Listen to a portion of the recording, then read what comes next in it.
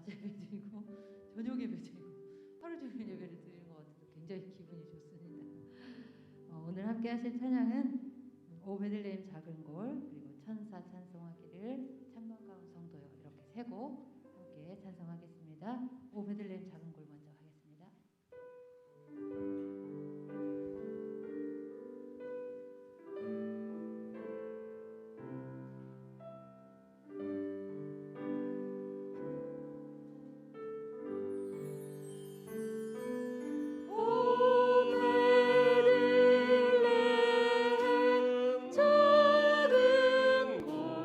너 잠들었느냐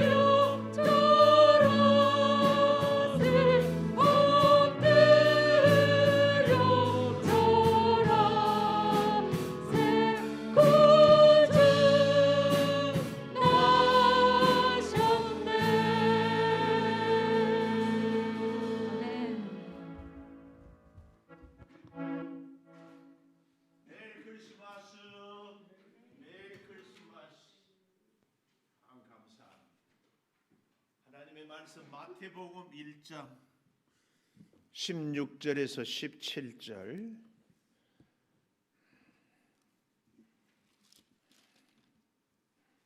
마태복음 1장 16절에서 17절.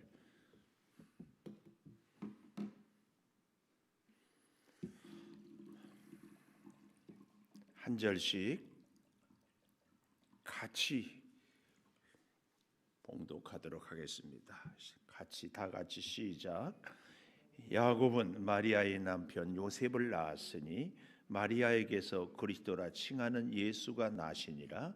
그런즉 모든 대수가 아브라함부터 다윗까지 14대요 다윗으로부터 바벨론으로 사로잡혀 갈 때까지 14대요 바벨론으로 사로잡혀 간 후부터 그리스도까지 14대더라. 아멘. 오늘 또 금요 기도회를 드리는 은송아, 너는 참 대견하다 대견하다. 엄지척 변함없이 금요 기도회를 드리는 집사님은 참 훌륭하십니다. 훌륭하십니다. 훌륭하십니다. 이 모든 것이 주님의 은혜입니다. 아멘. 오늘이 참 은혜예요. 성탄절인데 감사하게 새벽에도 낮에도 저녁에도 우리가 예배할 수 있어서 감사하고, 특별히 우리 청년들 더 감사해요. 우리 문학은 처음 만날 때가 6살이었을까요? 우리 명현이는 초등학교 5학년. 우리 교회 처음 올 때 그때 언니들 때문에 막 눈물이 뚝뚝 떨어지고 그런 적도. 저 2층에 올라가 있는 최성년이는 아장아장 걸을 때요. 참 감사해요. 감사. 너무 감사해요. 우리 또 방성실 양선희 권사님도 참 감사하고, 우리 박현숙 권사님은 또 내일 새벽에 본문 또 바뀔까봐 들고 떨리는 마음. 여러 군데에서 강은영 권사님은 드럼도 잘해요. 찬양만 잘하는 줄 알아요. 정미 집사님도 최민영 권사, 기은서 집사님은 묵묵히.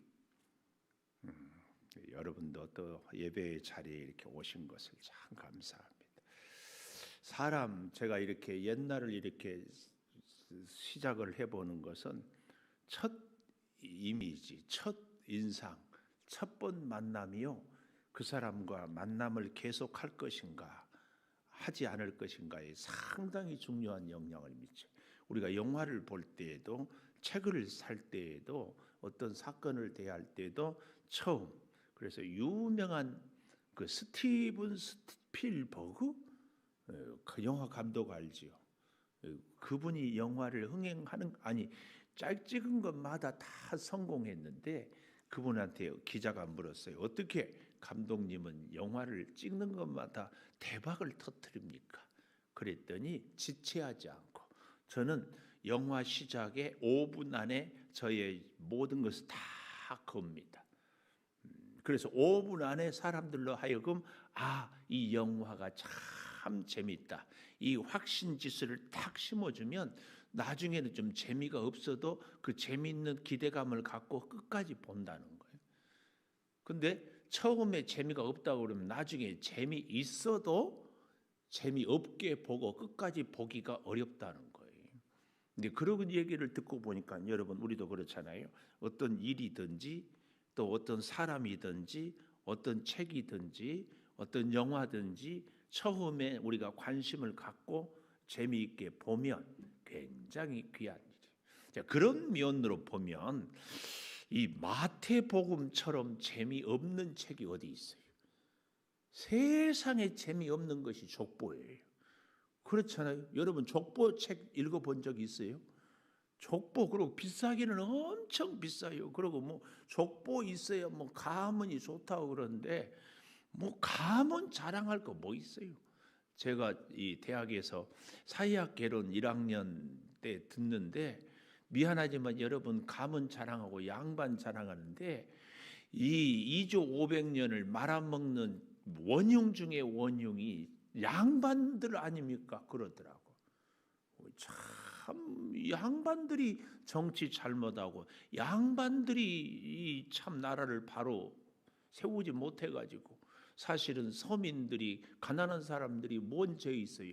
전쟁 일어나면은 전쟁 부역하고 이리 빼앗기고 저리 빼앗기고 양반들이 사색당파, 양반들이 자기 사리사욕 채우고 양반들이 그랬지. 그런데 기가 막힌 것은 오늘날에도 양반 가문을 자랑해.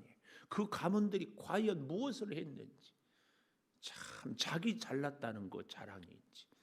그런 면에서 족보가 정말 재미없어요. 그런데 이 마태복음은 왜 이렇게 재미없는 족보로 시작을 하는가? 그렇죠?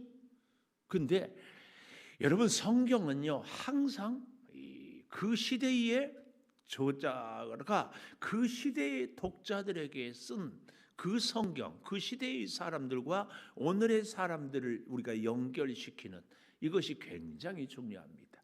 1세기 이 유대인들에게, 특별히 이 마태복음은 유대인들에게 쓴 편지 아닙니까? 이 유대인들에게 썼던 이 마태복음은 정말 충격적이었어요. 한마디로 굉장한 거부감을, 뭐 이런 책이 다 있어, 아니 무슨 이런 족보가 다 있어, 이걸 말이라고 해? 말도 안 된다. 이렇게 아주 굉장한 거부감을 일으켰어요. 오늘 이 시대에 우리로 하여금 이 코로나에 대한 거부 반응, 코로나 때문에 만나지도 말아라, 5인 이상 모이지도 말아라, 뭐 어쩔 수 없이 하기는 하는데 우리가 다 불편하잖아요. 만나면 코로나 얘기하는 것처럼. 이 당시에 이 마태복음을 딱 보는 순간에 유대인들이 똑같이 이런 충격을 먹었다, 그 말이에요. 왜 그랬는가?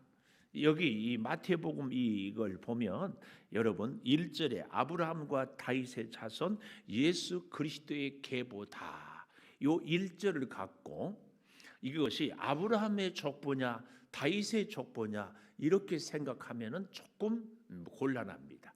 헬라 원문으로 보면은 예수 그리스도의 족보인데 아브라함과 다윗을 통하여서 이렇게 보는 것이 원문을 정확하게 보는 것이라 그 말씀이에요. 그런데 또 재밌는 것이 여기 계보, 족보가 아니라 계보와 족보의 차이가 뭐 정확하게 이렇게 한다면은 족보는 한 사람도 이름이 빠져 있으면 안 돼. 그래서 족보에 이름을 올리지 못한 사람들은 이 우리나라에도 뭐 있고 그렇지만 특별히 유대인들에게 있어서 족보에 절대로 이름을 올릴 수 없는 사람들이 있다.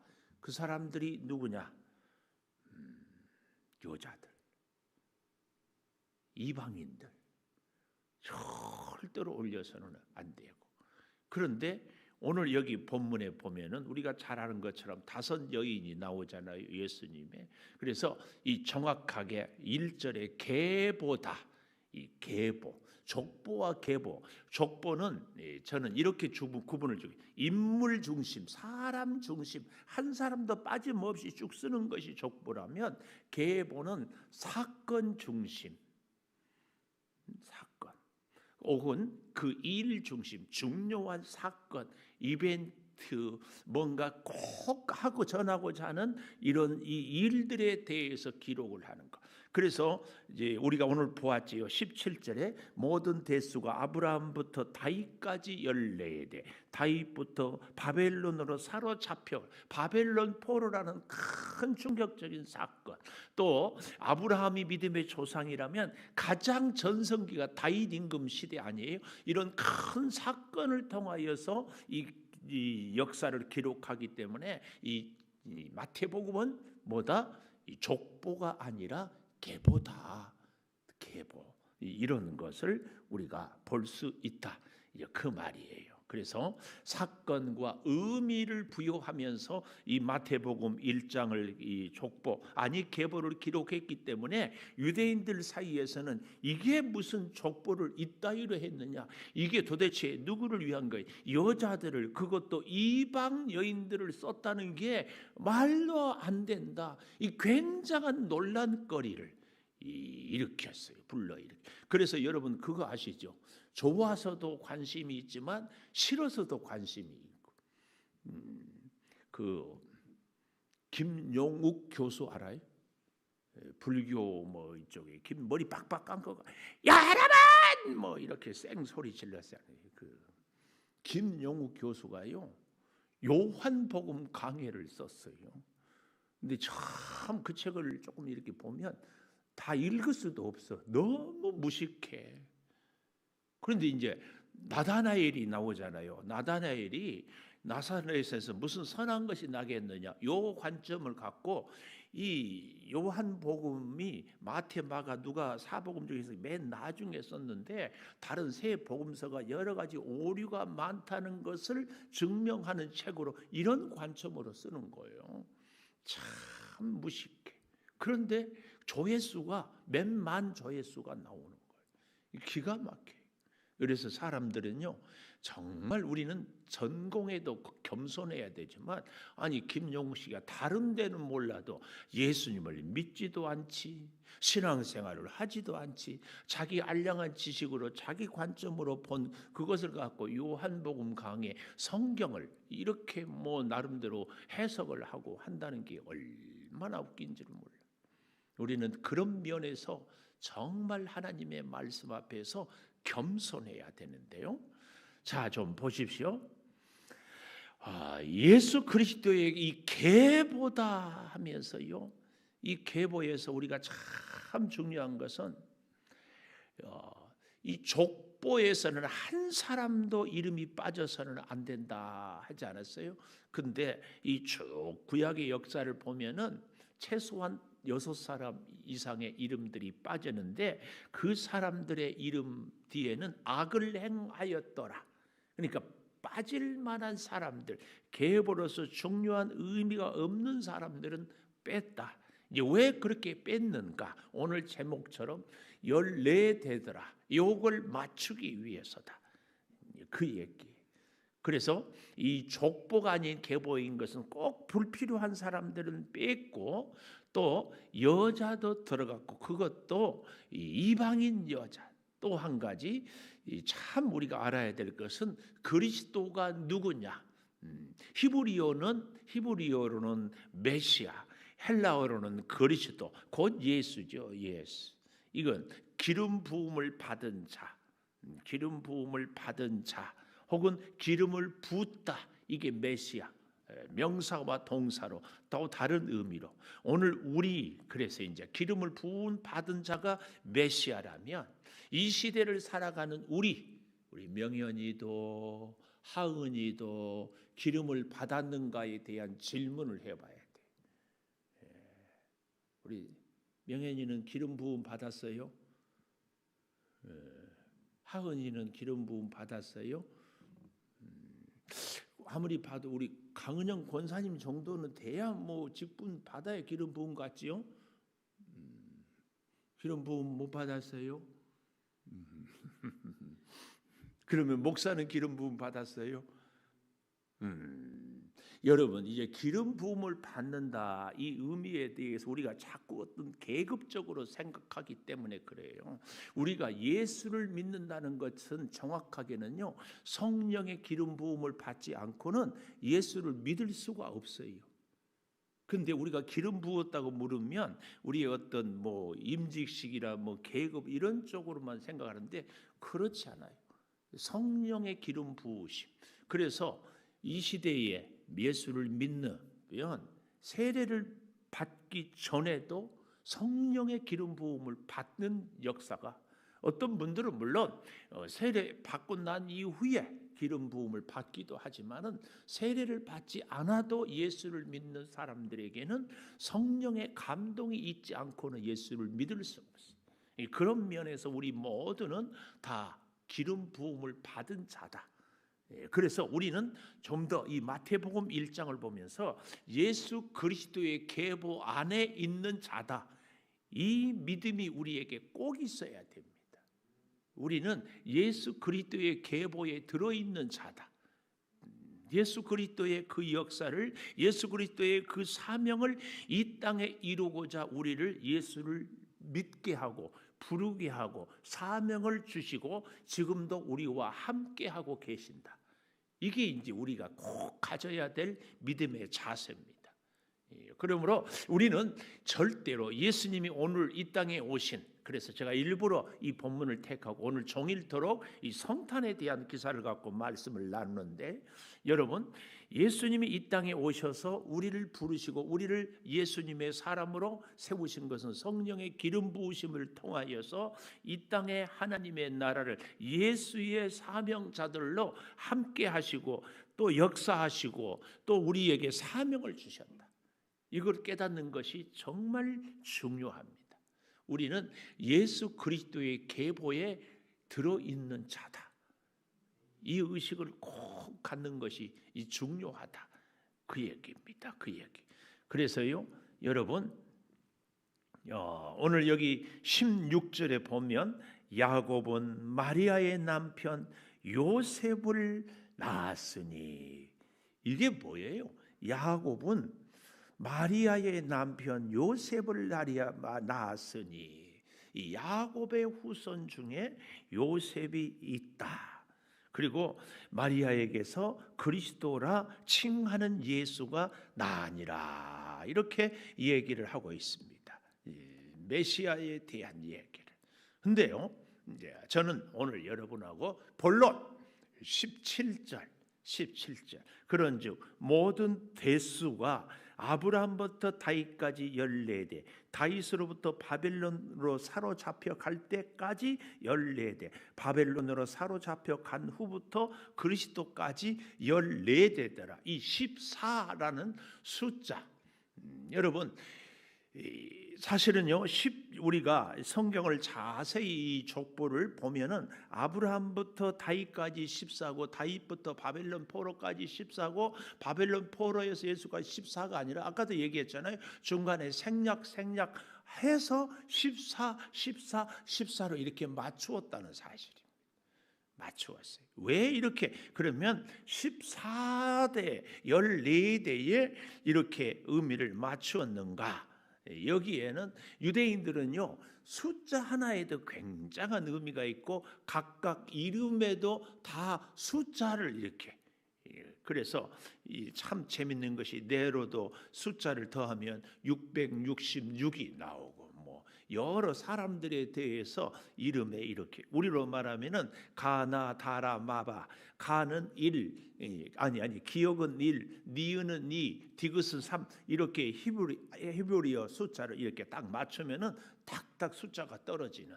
그러니까 얼마나 유대인들은 모든 것에 대해서 철두철미한 철저한지 몰라요. 자, 그런 면에서 14는 무슨 수의 배수예요? 7의 배수입니다. 그런데 7은 완전수 아니에요. 완전수. 이 7 하면은 숫자로 천지 창조를 며칠 만에 완성했어요? 7일 만에. 천지 창조를 7일 만에 완전히. 참, 그래서 제7일에는 안식하였다. 이 안식은 완성의 의미가 있다. 안식하지 않으면 우리는 온전한 사람이 온전한 삶을 살 수 없어요. 그래서 우리가 온전한 인격, 온전하게 모든 일을 이룰 때는 하나님 앞에 탁 서 있을 때. 그래서 이 시대에는 우리가 주일로 한 주를 시작하는 것은 굉장한 의미가 있어요. 모든 것을 시작을 하나님 앞에서, 하나님으로부터 시작이 되는 것. 이게 참 중요합니다. 14는 그래서요, 7의 배수인데요. 왜? 이 7의 배수면은 뭐 10배, 700, 뭐 이렇게 많이 하는데 꼭 2배수인가? 여러분, 성경에는 증인을 얘기할 때는 2사람 이상, 최소한 2사람. 그러니까 7의 배수 14를 얘기하는 것은, 이것은 진짜 확실하다. 확실하다. 이것을 강조하기 위해서 7의 배수 얘기를 하고 있다. 2는, 2은 증거, 확신, 이런 의미가 다 들어있다. 좀 더 정확하게 얘기하면 예수 그리스도는 하나님의 아들, 신이면서도 동시에 성육신, 사람의 몸을 입은 분이 예수. 그래서 사람이면서 동시에 하나님, 이 두 속성이기 때문에 예수 그리스도는 완전한 우리의 중보자가 되는 겁니다. 이런 의미에서도 예수님은 한 분이면서 동시에 사람이고 하나님이다. 이 둘, 예수 그리스도. 그래서 7 곱하기 2는 14. 그래서 예수 그리스도의 이 충만한 수, 확증케 하는 수, 이게 14. 너무 재밌는 것은요, 성경의 뜻밖의 이 7에 대해서 굉장히 창세기에서부터 관심을 갖고 증거를 보여주는 내용들이 참 많다.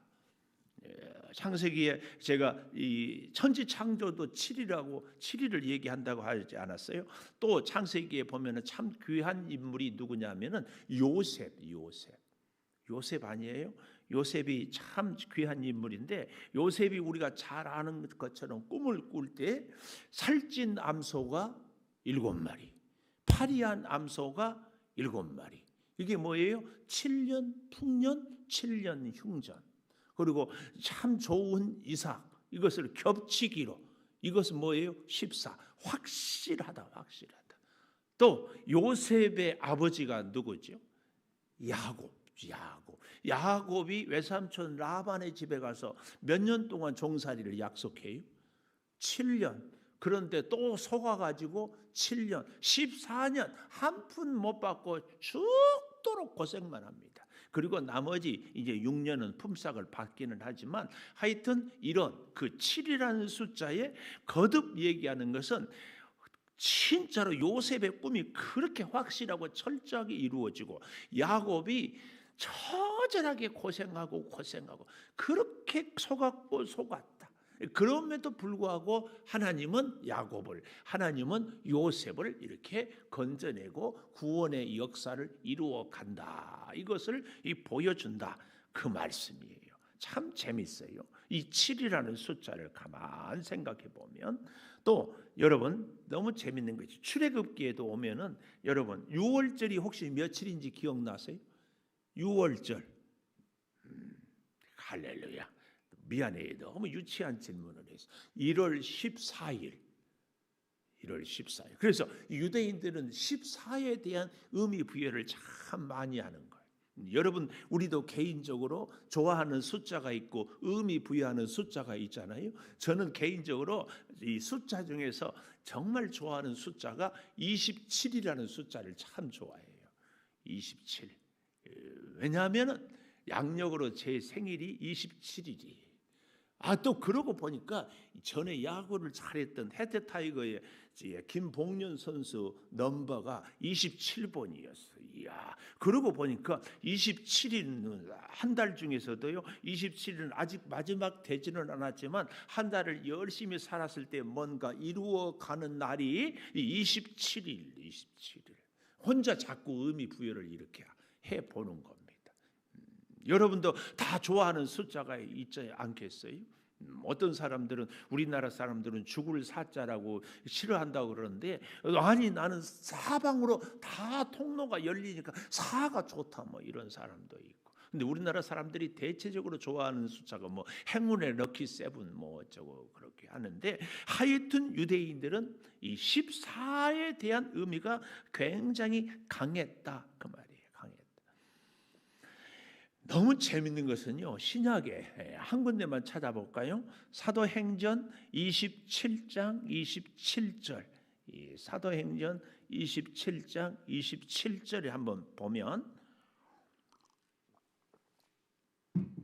유라굴라 폭풍이 만나가지고 바울이 다 죽어갈 때에 거기에 보면은 몇째 날이라고 나와요?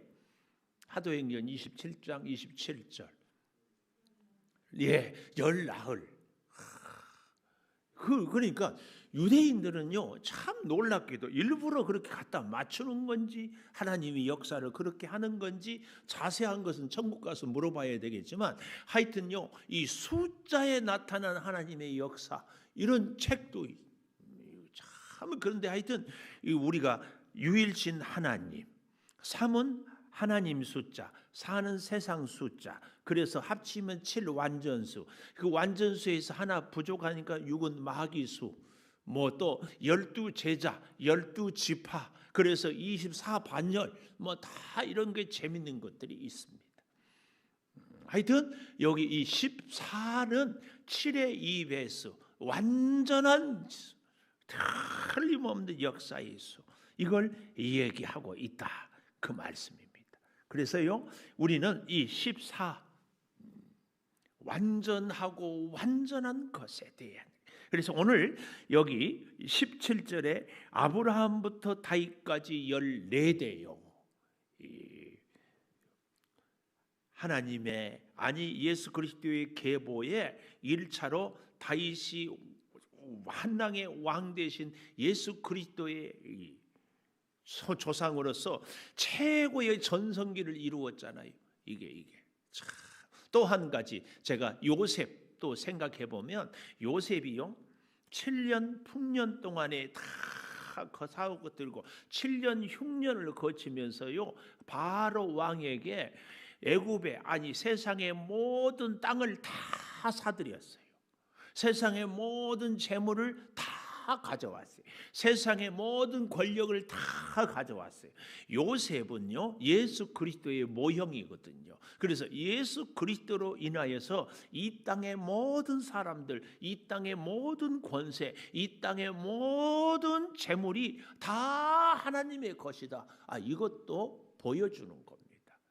참 재밌어요. 재밌지 않아요? 저만 혼자 재밌어요?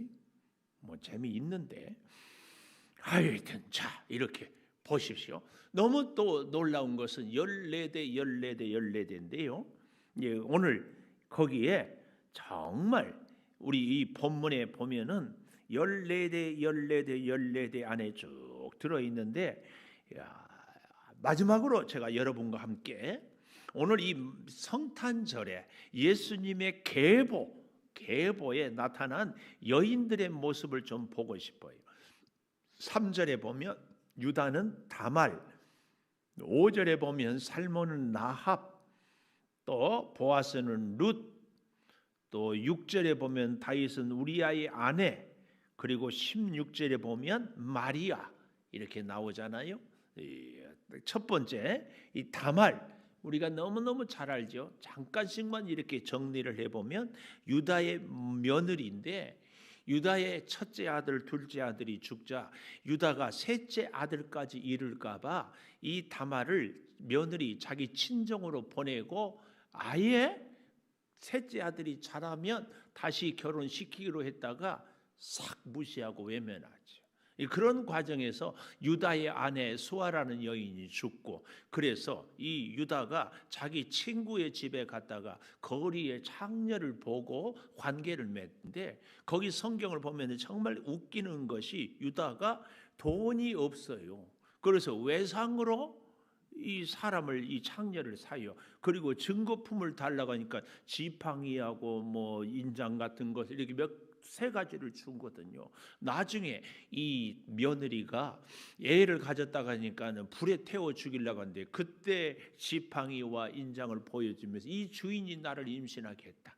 그러니까는 이 유다가 그 며느리 다말을 향하여서 네가 옳도다, 이런 얘기를 하는 거예요. 여기서 네가 옳도다 할 때의 그 옳음은 윤리나 도덕적으로 옳다는 것이 아니라 유다 지파를 통하여서 예수 그리스도가 오실 것을 얘기하는, 그러니까 구원의 역사에서 우리가 구원의 역사를 이루어 갈 때에 사람들의 기준이나 윤리나 도덕이 아니라 이 계보를 이어가는데, 너는 너의 자신을 죽음을 각오하고라도 이 일을 이루어가는 너의 그 행위가 옳다. 이게 다말이, 이게 다말. 그래서 참 말도 안 되는 얘기를 하고 있죠. 그런가 하면 우리가 잘 아는 것처럼 기생 라합은 그 보면은 자기 집이라고 이런 것을 보면은 생계형 창녀, 뭐 이렇게 얘기할 수 있죠. 자기 가족을, 자기 식구들을, 자녀들을 먹여 살리기 위하여서 몸을 파는 얼마나 슬픈 여인이었어요. 그럼에도 불구하고 그를 통하여서 또 이 여호수아가 보낸 정탐꾼들이 참 보면은 어리버리했어요. 그래서 이 잘 읽어보면은요, 여리고성을 정탐도 못했어요. 가자마자 들켜가지고 기생 라합의 집에 지붕에 숨어 있다가 정탐 못하고 왔어요. 뭘 했어요? 그런데도 왜 그 정탐꾼들이 의미가 있어요? 라합의 신앙 고백을 듣고 오는 거예요. 너희들이 광야를 지날 때에, 너희들이 홍해를 건널 때에, 너희들이 여리고성을 둘러쌀 때에 얼마나 우리가 간담이 떨리고 하체가 떨렸는지 모른다. 이 신앙 고백을 듣고 와서 여호수아에게 고백하고, 그리고 그 기생 라합과 살몬이 결혼을 해서 애를 낳았는데 그 애가 누구예요? 오벳. 오벳은 누구를 낳았어요? 이세. 이세는 누구를 낳았어요? 다윗. 그 신기한 역사가 그렇게 흐르게 되더라 그 말이에요. 이방 여인, 정말 천한 여인. 또 우리가 룻 참 그 아버지, 시아버지죠. 아니 시어머니 나오미와 아비멜렉은 하나님은 나의 왕, 나오미는 하나님은 나의 기쁨, 이렇게 좋은 신앙의 이름을 가졌는데도 흉년이 들자 모압으로 갔다가 결국은 아버지 두 아들 다 죽고 다시 나오미가 돌아오잖아요. 그때 오르바라는 큰 자부는 거기 모압 땅에 남고, 나오미가 유명한 신앙의 고백을 하죠. 어머니의 하나님이 나의 하나님, 어머니의 민족이 나의 민족. 이제 이것은 이 룻의 신앙 고백인데, 어버이 주일에는 꼭 이제 이걸 갖고 설교를 해가지고 며느리들을 아주 스트레스를 잔뜩 받게 하는데, 이것은 효도하라는 신앙 고백이 아니 효도의 내용이 아니라 신앙 고백이 신앙 고백. 어쨌든 이 룻이 그렇게 해가지고 참 놀랍게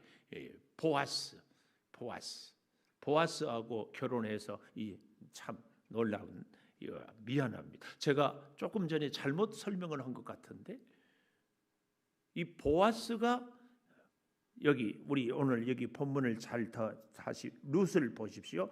룻은 5절이에요. 룻은 오벳을 낳았고, 오벳은 이세를 낳고, 이세는 다윗 왕을 낳았다. 그러니까 룻과 보아스가 결혼을 하고, 그 룻과 보아스 사이에서 오벳을 낳고, 오벳이 이세를 낳고, 이세가 다윗 왕을 낳았다 그랬는데, 살몬은 라합에게서 보아스를 낳고, 요 계보를 조금 더 잘 이해하면 좋겠다 싶습니다. 여기까지. 또 놀라운 것은 우리 6절에 다윗은 우리아의 아내에게서 솔로몬을 낳고, 밧세바라는 이름이 있는데 왜 우리아의 아내라고 기록을 할까 궁금하잖아요. 이것은 다윗의 죄성을 고발하는 겁니다. 다윗의 죄성을 고발하는, 다윗으로 하여금 그렇게 이렇게 참 이름도 기록하지 않을 정도로 이런 부끄러운 존재임에도 불구하고 예수 그리스도가 이 계보를 통하여서 오고 있다 하는 것을 보여주고 있다. 그리고 마지막 16절에 마리아는 스스로 나는 비천한 계집 종이다 그랬잖아요. 그러니까 이름마다 정말 또 재밌는 것은요, 여러분 펜이 있으면 동그라미를 꼭, 제가 동그라미를 한 번씩 쳐보라고 하는데, 이 3절에 유다는 다말에게서 요 말의 동그라미, 그러니까 3절에 다말에게서, 5절에는 살몬은 라합에게서, 또 보아스는 룻에게서 꼭 나오지요. 6절에 보면 다윗은 우리아의 아내에게서, 16절에도 보면 마리아에게서,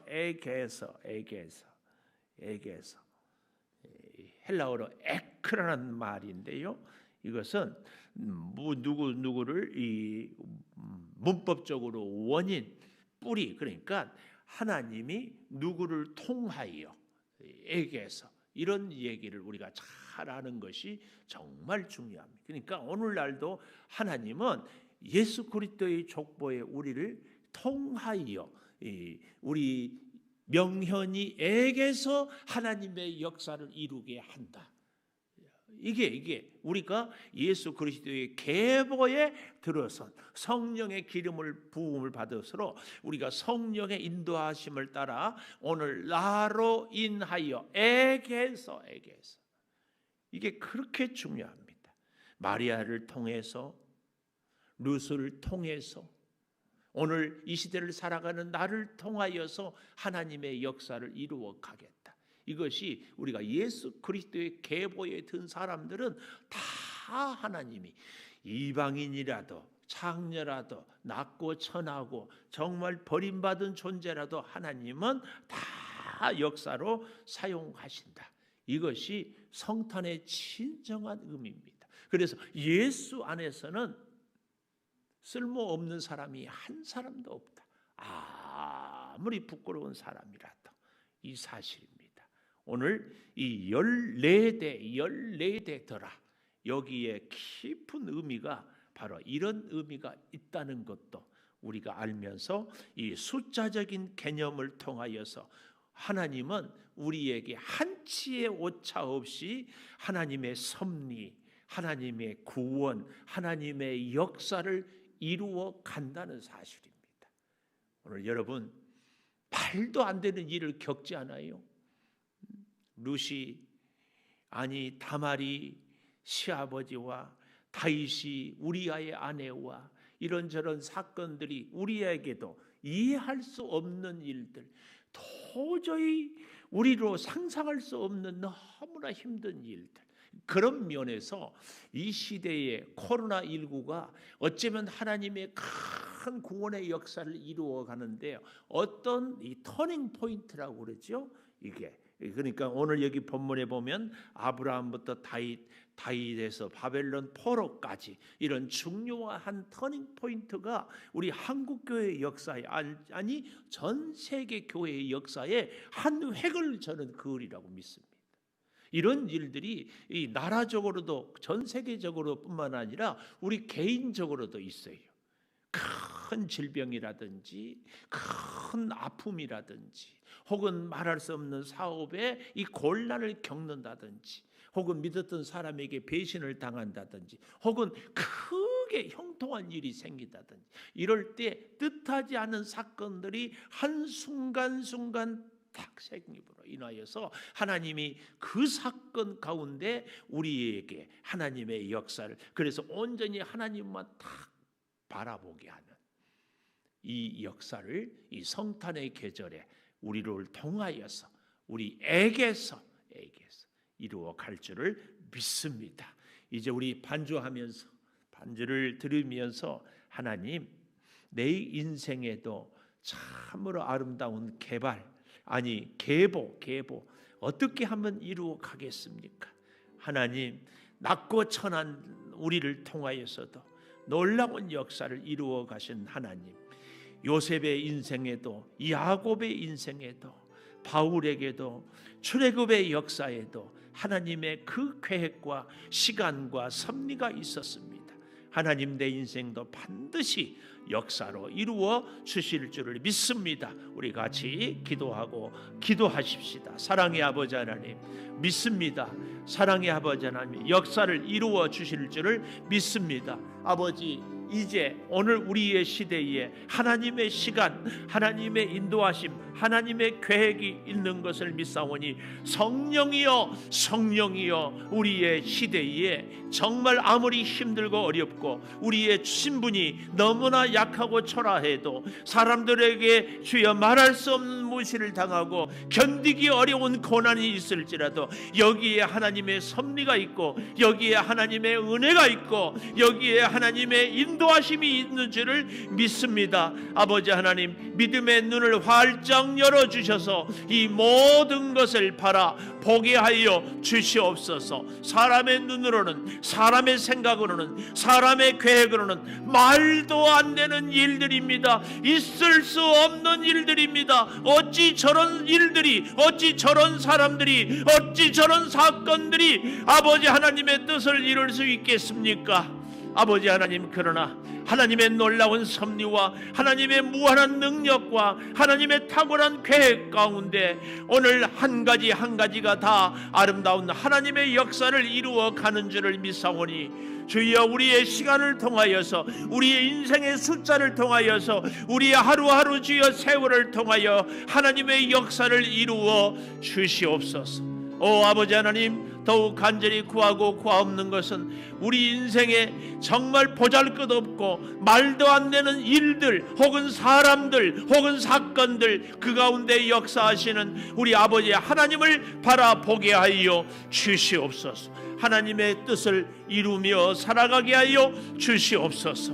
오 아버지 하나님, 이제 이 시대가, 이 민족이, 우리 교회가 코로나로 인하여서 너무 어렵습니다. 아버지 하나님, 이제 구하고 구하옵나니 이 민족의 주여 은혜를 허락하여 주시고 이 어려운 위기를 통하여서 바벨론 포로를 통하여 다시 하나님께 겸손히 엎드렸던 이스라엘 백성들처럼 우리가 겸손하여 하나님의 뜻을 구하고 이 민족을 살려내며 우리의 이웃들에게 주의 사랑을 증거하는 아름다운 교회들이 교회의 본래의 모습을 회복하는 역사가 있게 하여 주시기를 원합니다. 이 민족의 유일한 희망이 그래도 교회밖에 없습니다. 주여 우리 교회들을 주님께서 세우시고 우리 교회들을 통하여 이 민족의 살 길을 열어주시고 우리 교회들이 기도하고 우리 교회들이 하나님 앞에 바로 서게 하여 주시옵소서. 우리 사랑하는 성도들이 한 사람 한 사람이 교회인 것을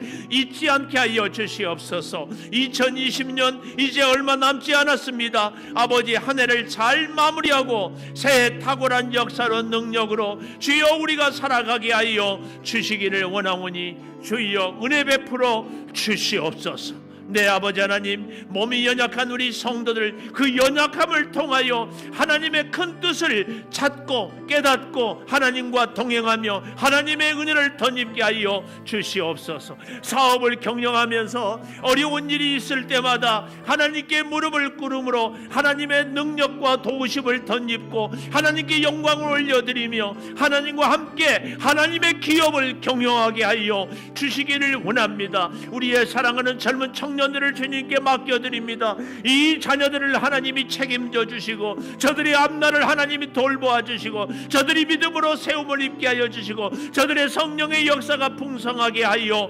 주시옵소서. 우리 한 사람 한 사람이 하나님의 기름 부음 받은 자임을 잊지 않게 하여 주시옵소서. 하나님의 뜻이 있고 하나님의 섭리가 있고 하나님의 계획이 있고 하나님의 사명이 있어서 오늘 우리를 하나님의 성전에 오늘 우리를 하나님의 사람으로 부르시고 기름 부어주시는 줄을 믿사오니 성령의 지혜로 성령의 능력으로 성령의 인도하심으로 하나님의 뜻을 이루며 하나님의 말씀에 순종하며 살아가게 하여 주시옵소서. 우리 사랑하는 성도들의 가정을 축복하여 주시고 특별히 믿지 않는 식구들 때문에 오히려 주여 더욱 강하고 담대한 믿음으로 그 영혼을 살려내는 은혜가 있게 하여 주시옵소서.